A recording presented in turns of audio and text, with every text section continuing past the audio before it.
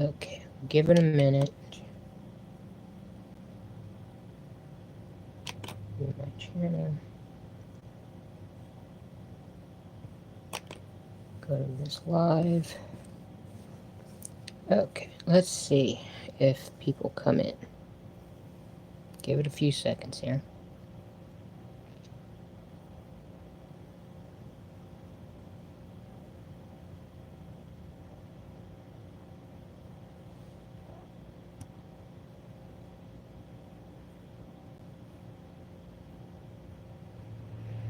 Okay, so got one in here so far.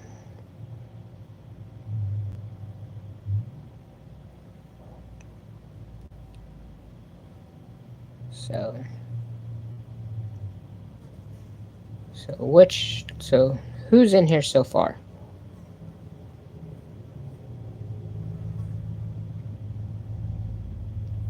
Two.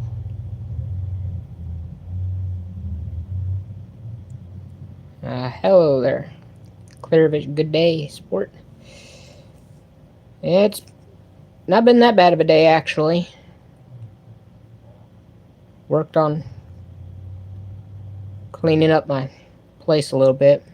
Still got a lot of stuff to do. But, yeah, So, how's everybody else out there doing?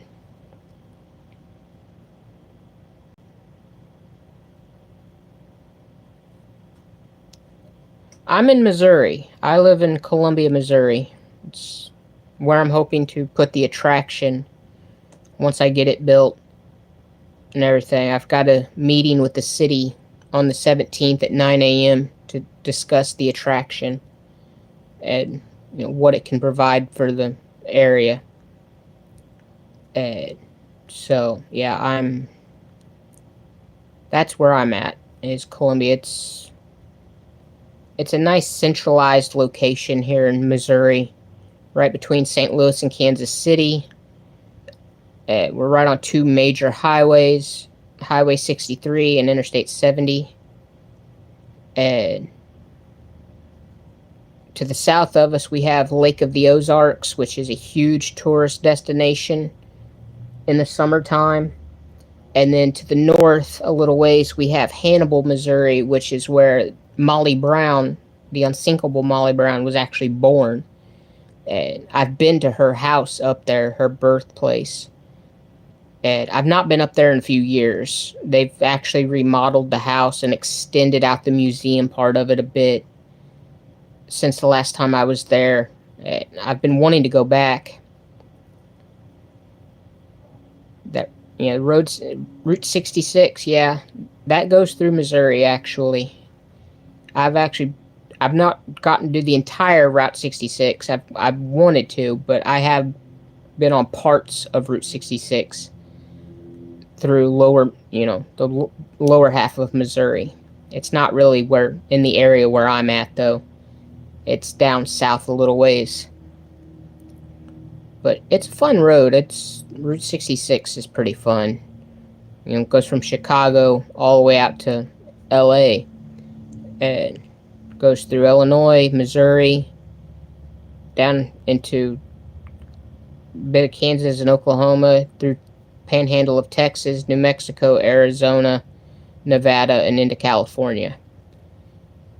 And like I said, I've always wanted to follow that whole route. There's a road trip. If you Google the ultimate U.S. road trip, there is a road trip, takes estimated about 2 weeks, give or take, that you can start anywhere in the country you want and go any direction you want, and it takes you in a complete loop through all 48 of the continental U.S.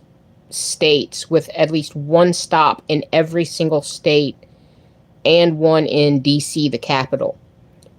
I've always wanted to do that road trip, get me an RV, and just spend the summer taking that road trip.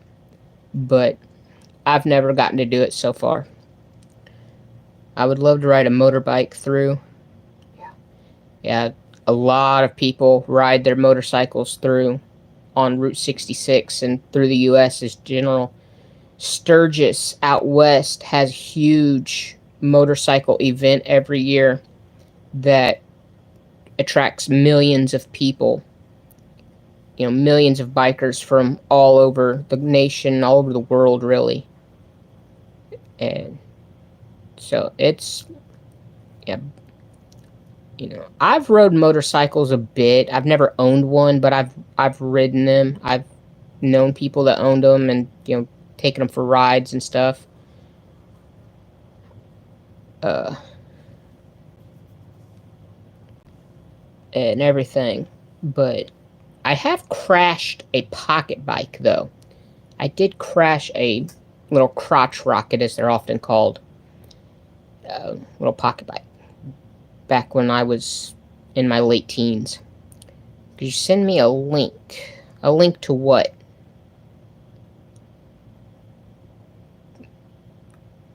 What link are you? I'm a little confused there.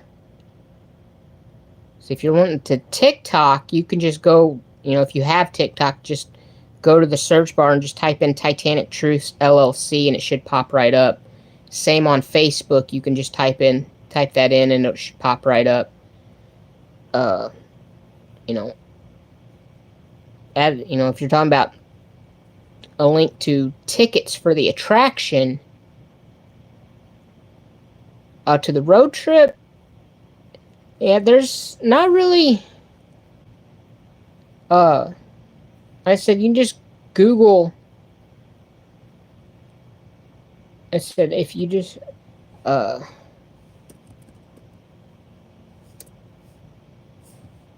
here, Ultimate U.S. Road Trip. You just Google that and then you hit it, and then this is, I don't know how well you can see that, but that is the Ultimate Road Trip right there. I don't know how well you can see that and everything. But yeah, it takes you with one stop through every one of the continental U.S., 48 states, with a stop in pretty much every state, and in D.C. as well. And that's pretty much what it looks like. And that's the trip I've always wanted to take myself. And there's the air conditioner kicking on.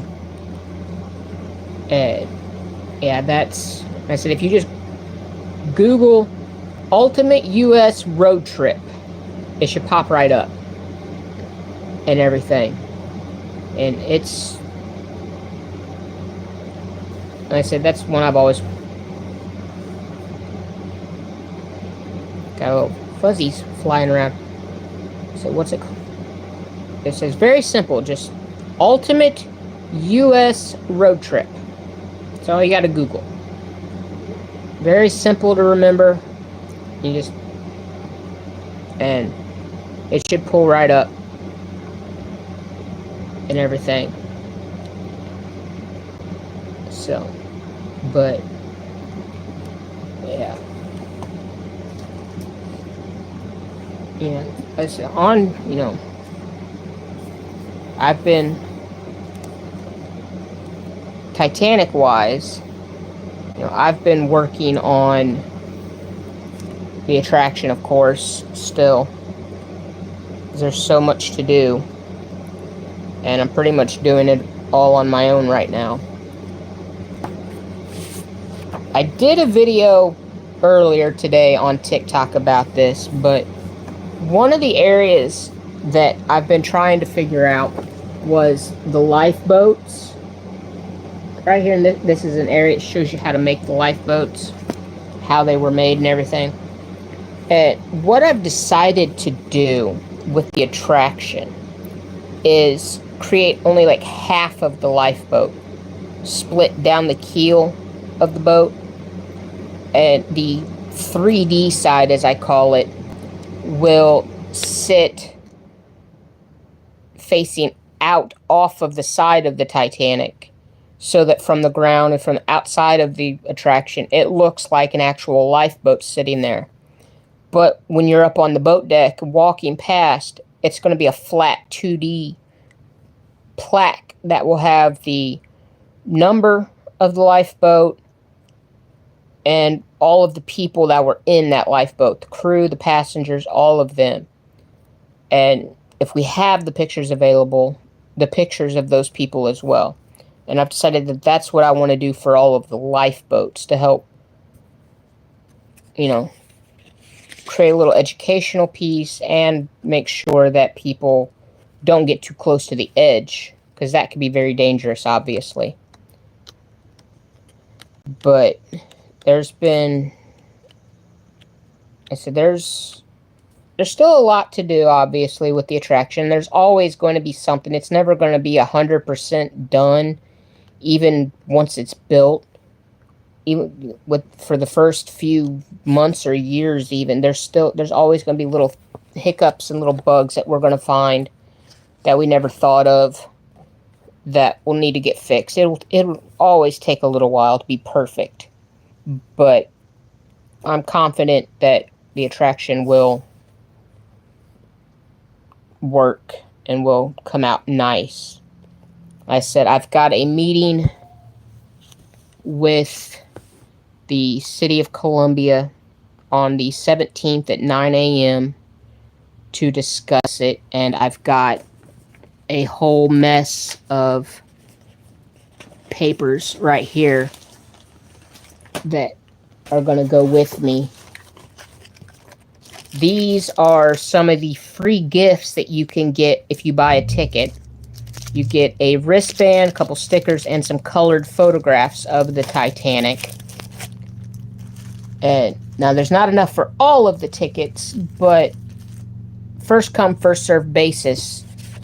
You buy a ticket, you'll get that right there. But then I've got all my paperwork here on everything to do with the attraction. Aside from all the scribbles and the writings on this, because I've been using this for stuff, we have all of the staterooms, what deck, what room number, and how many people that room can hold. At every single room right there. I have why Columbia would be a good spot for it. Then I have my little brochure type thing on what the attraction really is and everything. Yeah, it's, Titanic, the ultimate fan experience. First ever full-scale replica Titanic. And then tells you what all you can do on board, what kind of deals there are, all of that.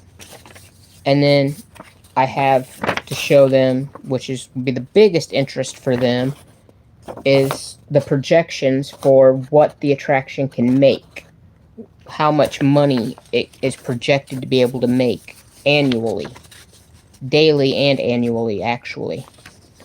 Which I have everything on the hotel side of things, the standard accommodations and the authentic experience accommodations, which has a capacity of 1,488 persons with an estimated revenue of almost 414,000 per day, or over 151 million gross annually.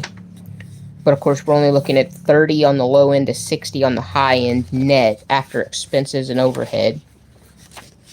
So about 45.4 to 90.6 million annually. But then there's other features that ship tours. You don't have to buy a room ticket to take a tour. Just $19.12 a person. You can take a tour. It's fine. D-Deck Dining Saloon works just as a normal restaurant. Again, you don't have to buy a room. You can just come in and go to the ticket counter at the entrance, tell them you're just here to eat in the dining saloon. You'll get a special ticket for that. And you can go and enjoy a meal on the D-Deck Dining Saloon. And you'll pay just like it's a regular restaurant once you're done. And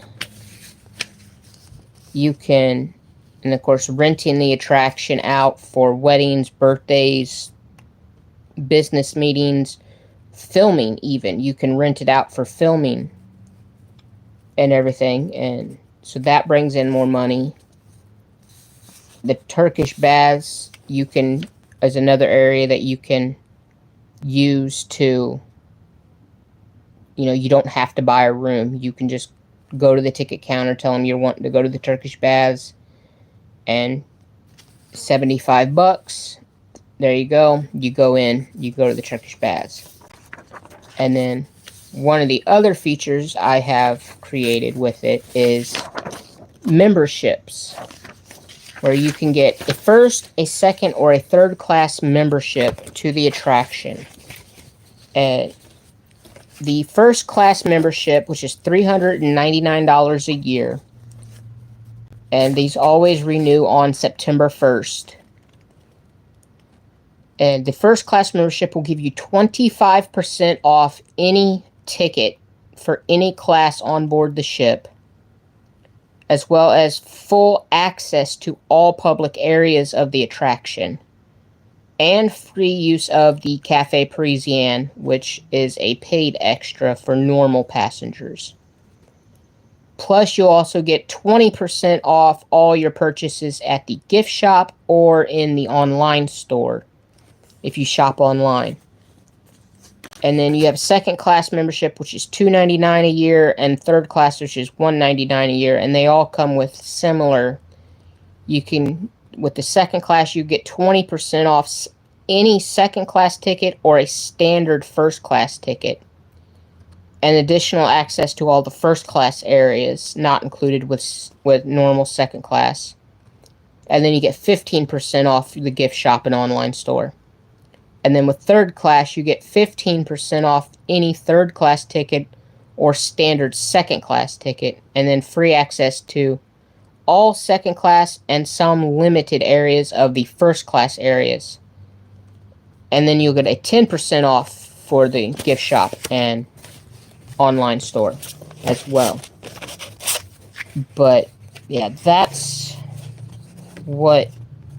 some of the paperwork I'm going to be taking with me to the meeting on the 17th to show them and everything. And like I said, these are the free gifts that you get when you purchase a ticket. You get a SS Titanic wristband with the double N, just as the attraction is spelt. Then you get a couple Titanic Truce logo stickers. And then the cool part, in my opinion, of this whole pack is these colored photos of the Titanic that you can get. Titanic in the water. You can get the the grand staircase area, the Parisian Cafe, and you get this iconic image, which is actually the Olympic, but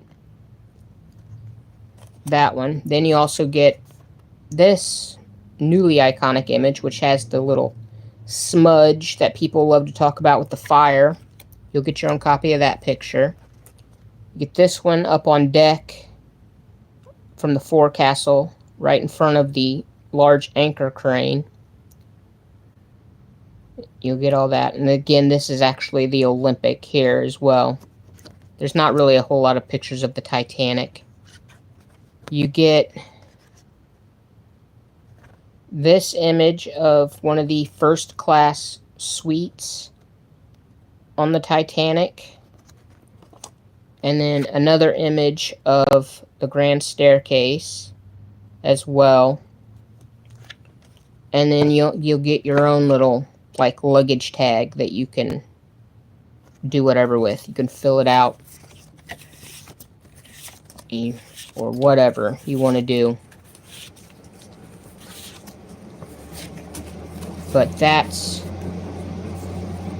what you get if you purchase a ticket to the Titanic as well. And like I said, these are first come, first serve. I don't have enough for all tickets to have these included. Some tickets will get this full pack with all of this stuff. Other tickets will get just a wristband. You know, there's a lot of different things.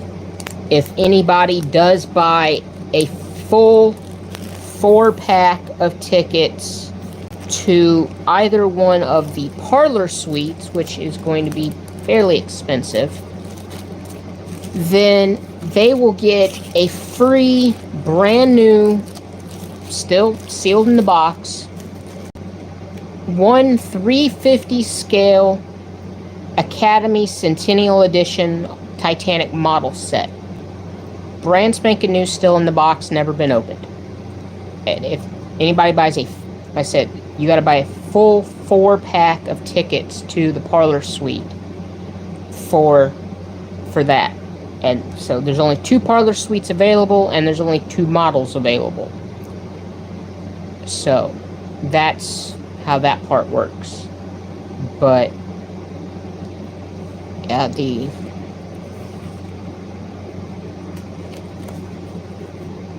and one of the things, especially on my TikTok, the last couple days that I've been having people going crazy with, is models of the sinking. I did a video yesterday or whenever it was about how people, when they do a model, a physical, whether it's a computer model or a physical model you can hold of the Titanic, and they try to make it so it sinks and breaks, they always put their own bias into it and work on it so that it does what they want it to do and everything. And I had a lot of people asking, well, what does it matter? Why do we care? We know it hit the iceberg. It broke. It sank. But there's still a lot of unanswered questions and stuff. Did she come high out of the water? Was she more shallow? Was the break above the water or below the water? How much of it did passengers actually see? All kinds of little questions like that. My main question is, of course, where did she break? A lot of the new theories put it forward of that third funnel.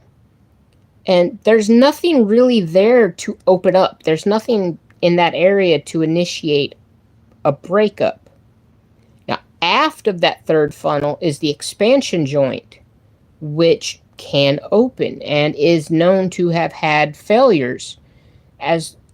Another TikTok I did shows the Olympic, which had the exact same expansion joints, was found to have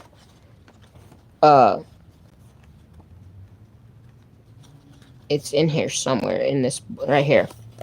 It was found to have cracks in the expansion joint with the Olympic, in her aft expansion joint especially. And when they got to the Britannic, they changed all that so that it not only had more than just the 2 that Olympic and Titanic had.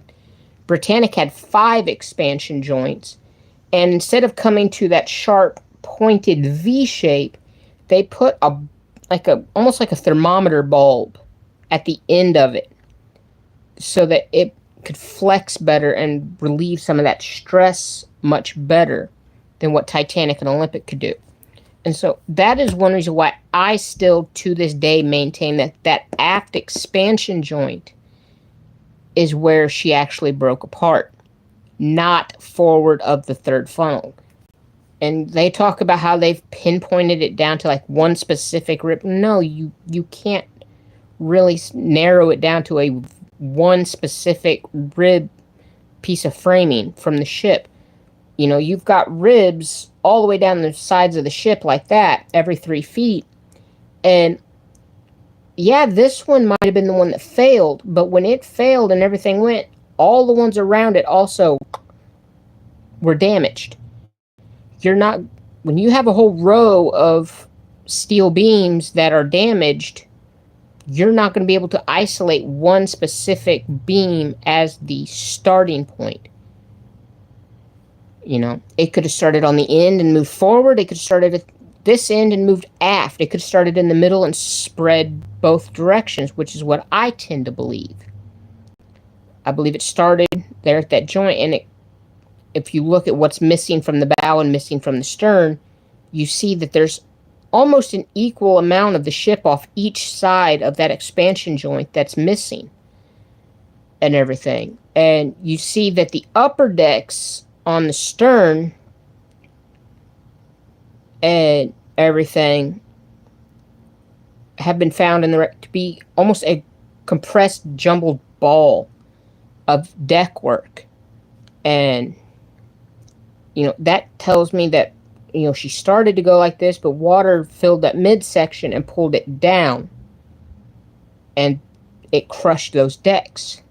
The stern would have came up and over, you know, that, as Cameron calls it, the banana peel theory, where the keel hangs on for a bit. I think that actually happened, but I think what it also allowed the bow, which was full of water, and the stern, which was full of air, to sink at a different level. The bow went down, but the stern came up, and when it did, they collided and went over. And the stern pushed through the third funnel housings, demolishing them, and then that sun deck that's, you know, bent down on the wreck was crushed from the top, in my opinion. And then a lot of the stuff, the upper decks of the stern, were just mangled, as we see in the wreck now. You know, as Jack Thayer explained to LP Skidmore on the Carpathia, when Skidmore drew out the 6-piece images of the Titanic sinking that Thayer described to him, there's one of them where they show a V-split, and where he says that part of the bow resurfaced. Now, I don't believe that the bow actually came back up, per se. Maybe a foot or two. It may have come close to the water. You know, if the mast hadn't fallen over, they might have seen the mast coming up out of the water a little ways, like that.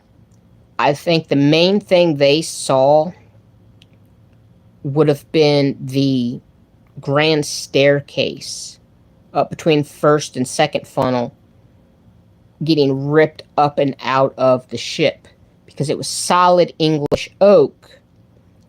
And as Cameron found while he was filming the sinking scene for his movie, his staircase, which was built the exact same way, it broke free of the set and began to float up and out of the water tank.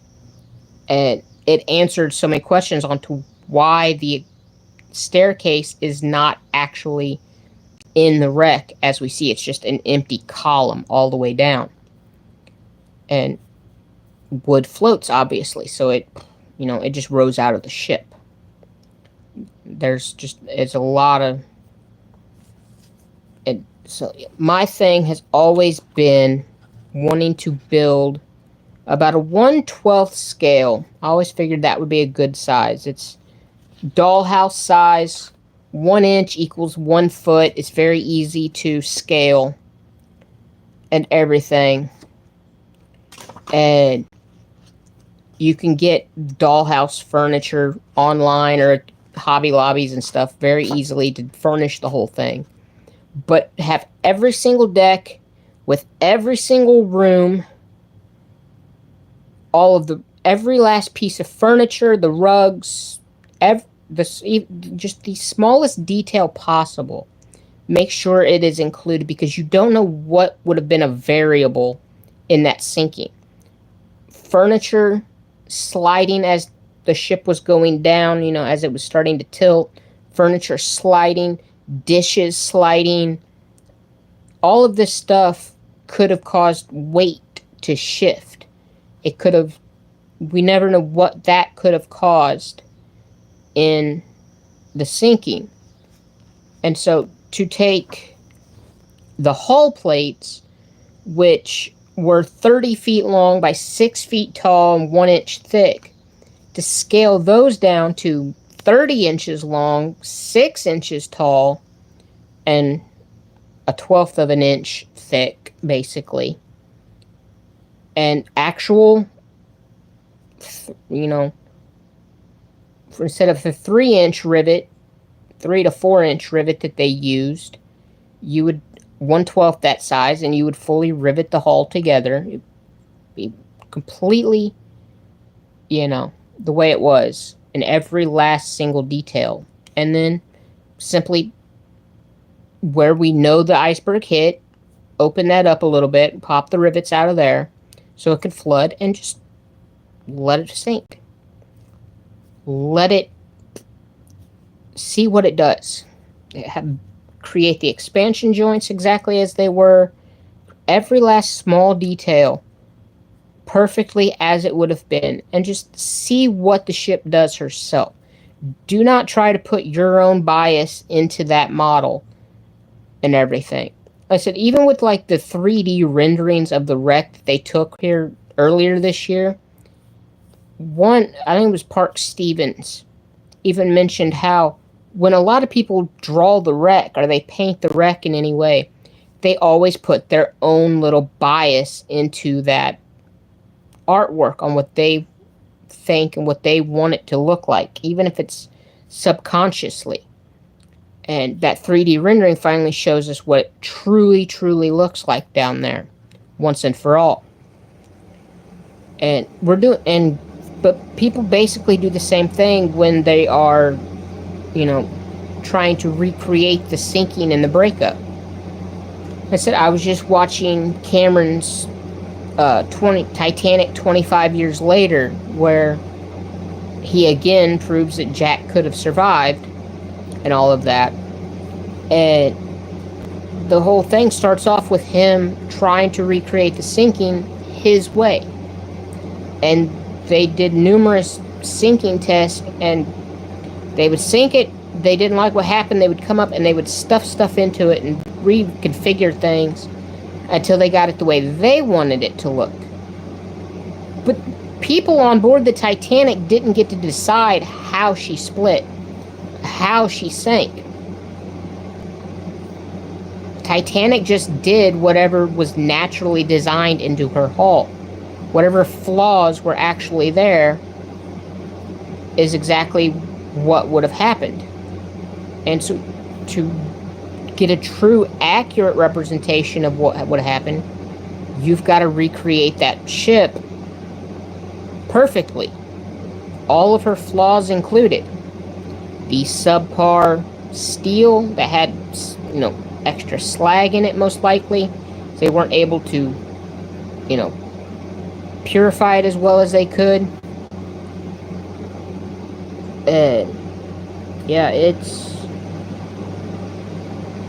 That's my thing, is I would love to build a 1/12 scale model. Perfect. Every room, every deck, actual boilers, actual engines, the whole 9 yards, and redo it. And I would actually like to build like a few of them, like 3 of them or so you could do different styles of testing, just to see what happens and everything. But yeah, that's always been one of my things. But that would be a huge undertaking. But let's see. One of the RMS Titanic Inc. boarding passes from the exhibit. This was from the traveling exhibit I went to in Kansas City. I forgot that was in this book. Ticket 11967. passenger ticket on the steamship Titanic from Cherbourg, April 10th, 1912. Mrs. Dickinson,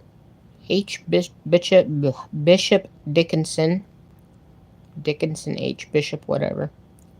Or Helen Walton is her, only 19 years old. From Michigan, accompanied by her husband, H. Bishop Dickinson, first class B49, which is one of the rooms you can actually stay in on the attraction, in the authentic experience, I do believe. I think that's one of them I have included. Let me check the paperwork again real fast. Let me see. First class authentic experience on room B49. Yep, B49, right there. It has 3 beds in there. It can hold up to 3 people, actually. So that's one of the rooms you can stay in. Married November 1911. Returning from an extended honeymoon through Egypt, Italy, Spain, and France. They might have been traveling with the Astors as well, because the Astors were doing the same thing. Molly Brown was traveling with the Astors and all of that. So, Helen boarded with over $10,000 in jewelry, a small dog named Frou Frou, which she acquired during her travels, and she was also pregnant. And if I remember correctly, she does survive. Her husband didn't, but she did. But put that back in there.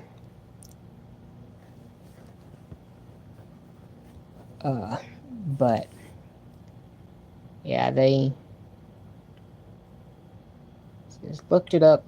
Looks amazing. Yeah, the road trip. Yeah, that road trip. Like I said, it looks fun. I've always wanted to do it myself. But yeah, there. So what else is going on out there? What's everybody else up to?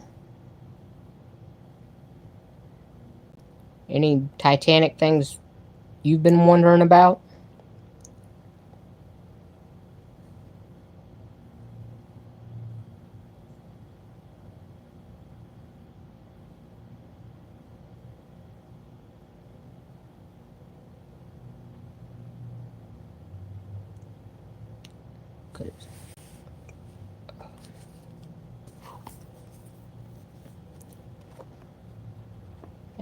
Tell you what, if you don't have this book already, the Haynes Titanic Manual, these are the guys, they create the books for working on all your cars, so you know how to repair pretty much everything on your car. And this is their book on the Titanic, how it was built and everything. And so, yeah, I said they even show you in here exactly how lifeboats are built and everything. And I would definitely recommend going to get this book if you don't already have it. A lot of interesting stuff in here you don't find many other places.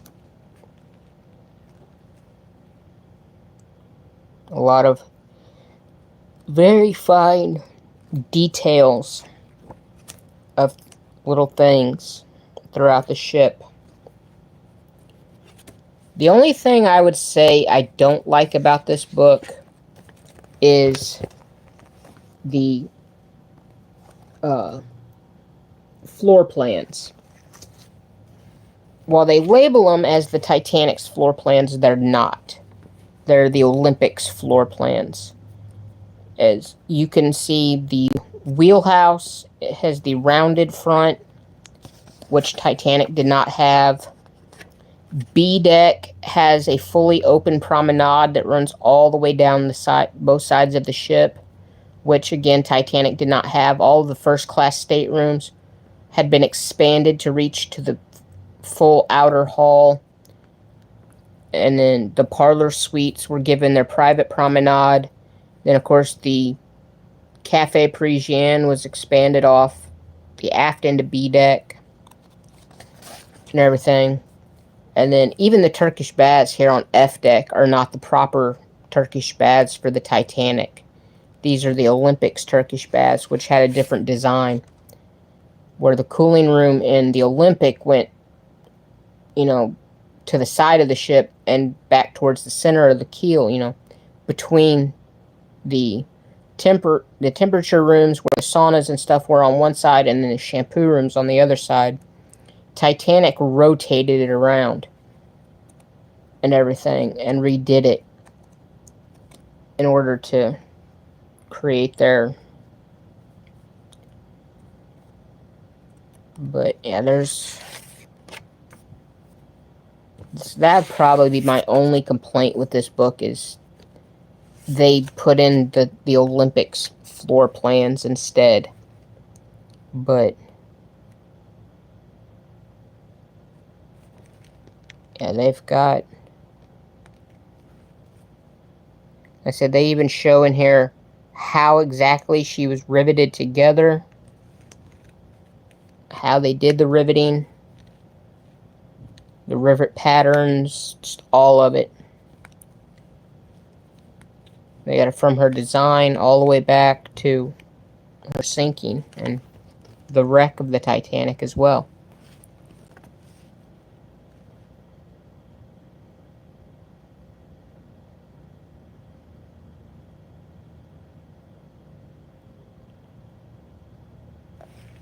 And they're showing... Yeah, they've got some of the debris that they've brought up. There's a sink from the wreck. There's the big piece that they raised back in the 90s.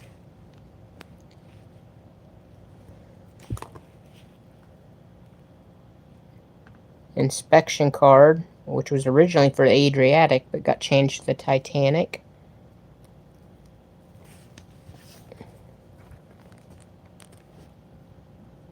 That would have been an inspection for probably one of the third-class passengers for their health.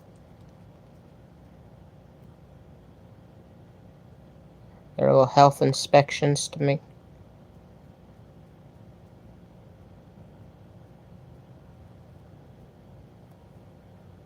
Name of passenger, looks like... It might not have been third. It says Sarah Roth.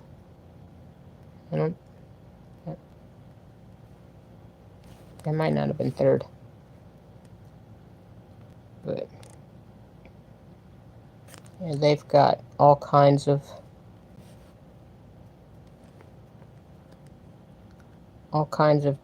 great details in this book. If you're into that kind of stuff, everything, I would definitely recommend getting this book. I said it's the Haynes RMS Titanic Owner Workshop Manual for the 1909 to 1912 Olympic class liners. And I said it's a good book. I would definitely recommend it. But so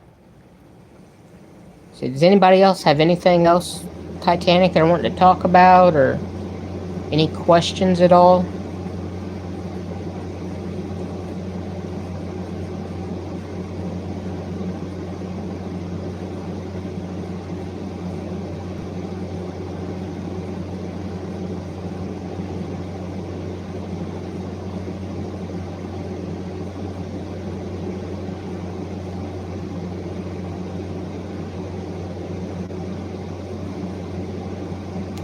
Say if there's no questions or anything specific somebody wants to talk about, whether there's a question with the attraction or with the actual Titanic, either way, feel free to ask in the comments here and I'll try to answer it. If there's nothing left, I'm probably going to go ahead and sign off for today, and I'll be back next Tuesday. And I might try to do it a little earlier on next week on Tuesday and everything. I might try to, do a little earlier in the day. I'm trying to work out my whole schedule for everything. But yeah, if there's nothing anybody else wants to talk about, then I'm gonna go ahead and sign off and everything. As I say every week, for anybody who doesn't already do it, follow Titanic Truce on Facebook. Subscribe here on YouTube if you're not already, because I'm trying to rebuild this channel and get it back up and going really good. And then follow Titanic Truce on TikTok as well. If you go to TikTok and you search for Titanic Truce LLC, if we can get to 1,000 followers over there, I can go live over there more often. YouTube's once a week. Over there, I could probably do a couple times a week if I wanted to. Or, if we want, depending on the way things go.